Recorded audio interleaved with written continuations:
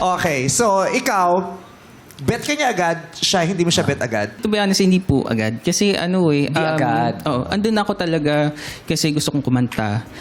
Tapos hindi ko talaga parang inaay na magkaroon ako ng relationship dun within the organization. So, paano mo siya nagustuhan? Kasi sobrang lively niya po talaga kapag ka nandun sa, kapag ka nag-rehearse kami, masaya siyang kasama. Tapos, and then na-attract ako sa ganun kasi, ayun. Sino umiihi? Parang may balisa usaw ata. Kinikilig yung madlang people natin. Napaka-arte mga kirigabilitizationisms. Tapos, Yun, hindi ko siya sinishare. Talagang sa akin lang. Ano ka lang, parang naganda ka sa personality na gumaan ang loob mo sa kanya. Pero yung nagkagusto, iba kasi yung, di ba, yung kunyari bago yung member. Wala naman kayo masyadong parang walang bilang. Walang Okay lang, dating, may bago kayo member. Pero unti-unti gumagaan ang kalooban mo sa kanya, parang, ay, ang sarap nitong barkada, ang sarap nitong kasama. Kausap. Pero iba rin yung nagugustuhan mo siya, parang bet ko siya. Niligawan mo ba siya? Hindi po kami nagligawan eh. Jowa agad? Hindi kasi, kasi masyado na kaming inaasar sa isa't isa, ganyan. Tapos ako, fall na din. Pero kasi, that time hindi ko pa alam talaga kung anong ibig sabihin ng mahal mo na yung tao. First girlfriend ba si... Interested ka. First girlfriend, sino? Hindi po, second siya. Second naman pala. Oo.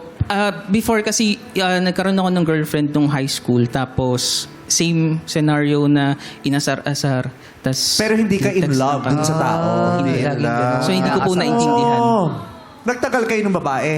3 months po. Sa loob ng 3 buwan, hindi ka na fall, hindi ka na in love dun sa babae. Yeah, hindi. Title lang yung nahabo. Di ba? Nagkaroon lang kayo ng title. Nagkaroon ka ng girlfriend. naging girlfriend. Di ba? Nagkaroon kayo ng relationship. In a way, kasi that time, parang sobrang importante na magkaroon ka ng girlfriend. Ay, bakit? That time? Para po kasi masabing lalaki ka, kailangan may girlfriend ka. Ano yung ba? Dahil sa barkada mo, may mga jowa sila, tapos ikaw single. Gender roles. Yan yung tinatawag na gender role. Tapos na-pressure lang din sa peers. Di ba? Pag lalaki ka, dapat may girlfriend. dapat may girlfriend ka. Oo. Di ba? Pag babae ka, dapat mabigyan mo ng anak yung asawa mo. Yun yung gender roles na sinasabi na idinidikta ng lipunan. Dahil ka Diba? sa sobrang daming mapanghusga, kaya... Diba? So bakit mo kailangan patunayang lalaki ka? Bakit kailangan mag-girlfriend ka para masabi, ay, lalaki ako? Bakit?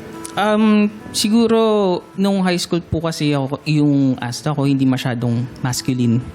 So, laging akong naasar, ganyan. Yung typical na bullies sa high school. Ayun. Sa basa ko sa kwento mo, gumirlfriend ka para hindi ka nila isiping bading ka. Yes. Yun. Yung ganun ang rason mo nung first. Nung second, ganun ulit. Hindi po. Oh. Ang naging rason ko na talaga is maybe kapag binigyan ko ng chance. Kasi sobrang interested po ako talaga sa kanya nun. Nung college.